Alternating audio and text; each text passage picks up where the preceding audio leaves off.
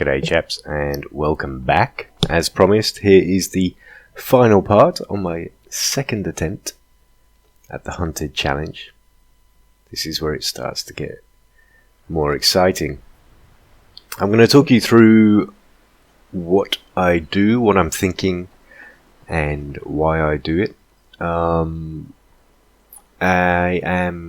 recording after the fact. Again, this is simply because I wasn't really planning to turn this into an episode, to be honest.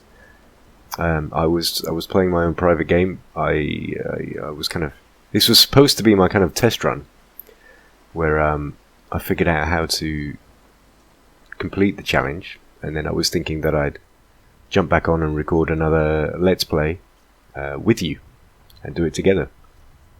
But it happened to go fairly well, so I hit the record button at the hydro dam and recorded this all the way through to its natural conclusion.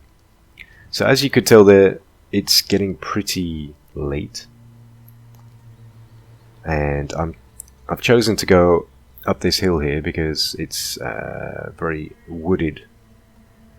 It's forest, and I've noticed that the old bear, the old bastard, struggles to get around the trees, so I thought we had the best chance of survival by heading up here like this. You will notice that there we are, 2 hours of daylight, pretty tired, but we're warm enough. We have food and water, so all the basics are there. Our condition is essentially fine. There's no reason to worry as such, apart from having that dirty grey bear behind us.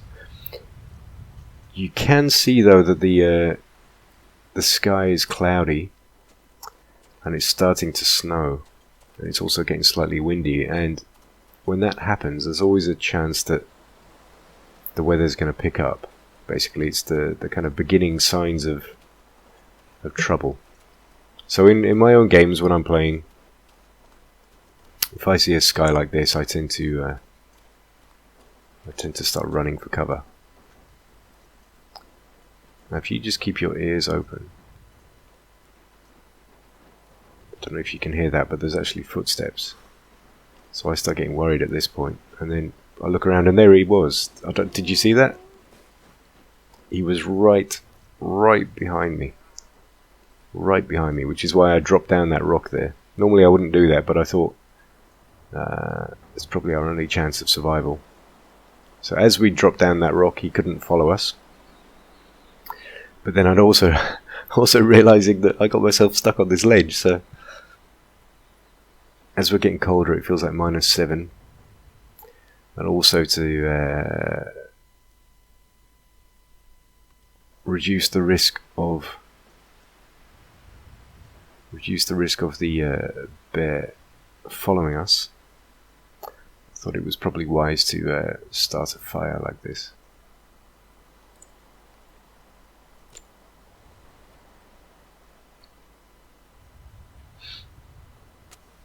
So there we go. I used my accelerant. If there was ever a time to use it, it was this. As you can see, we're warming up, and this sort of gives me a chance to... I'm feeling safe now. I mean, we're stuck on this ledge, but we don't need to worry at least. I cooked up 2 lots of coffee ready for this final run. So I cook another here. Coffee is essential to this challenge, I've realised. If you want to do it and you want to do it quick, coffee is pretty much the only... Oh! And then the storm comes in. From nowhere, it seemed like from nowhere, it suddenly became brutal weather.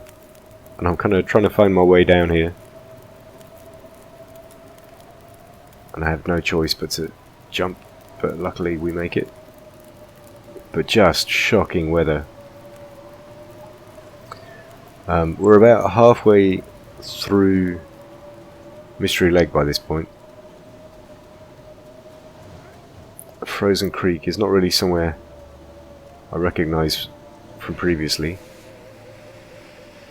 This is where conditions start to get truly brutal. And I believe that was my final flare. So no more rounds to the flare gun. This is my final flare. I have a wolf behind me chasing me down in the middle of a storm at night. It's looking pretty bleak, but I managed to scare that wolf off. Unnamed pond. I know this is pretty close to Trapper's cabin, so we're getting there. But this area here is patrolled by a ton of wolves and often a bear too, so it's dangerous at the best of times. Get ourselves a hatchet, another bandage just in case, and then it's time to duck out of the wind and just try and take the worst of the storm off. But at the same time, I'm realizing, shit, this is our final flare. This is it. This is our last chance. So this is it. This is the final run, basically. So I down the rest of the coffee. We're also getting cold very, very quickly. There we go. Final flare, 68%, 67%. So we're really under the gun. And then I hear, oh, there he is. So he's right there in the storm at night. Just relentless. So I'm apart from taking screenshots like that, I have this this dilemma. Do I go? Do I wait? The longer I wait, I know the colder I'm going to get, the more tired I'm going to get. We've drunk all of our coffee, we can't start a fire. Our flare's running out. Fire absolutely will not start. What do we do? What would you do? I can still see him there in the distance.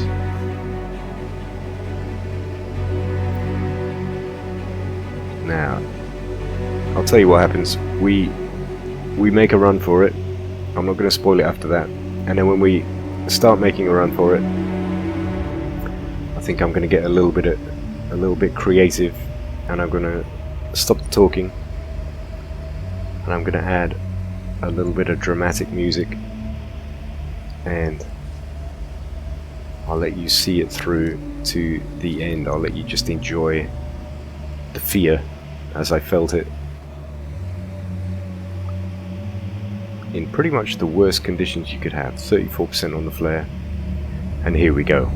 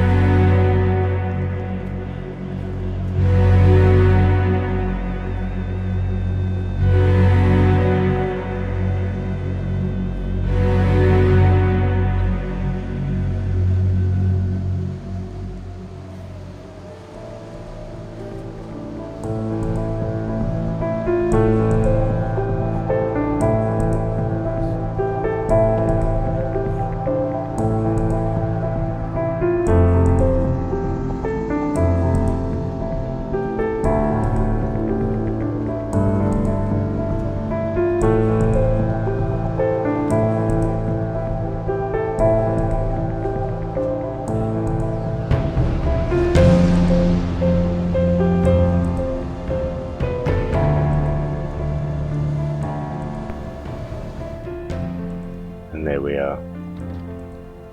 We made it. 2 days, 12 hours, 10 minutes. Not the best time, I admit, but I'm proud enough of it. Some people have done this in 7 hours, can you believe that? Or 12 hours? I don't know how. But good enough for me. I'm pretty happy with that. Thank you for watching. I'm Gamer Nate. See you in the next one. Ciao for now.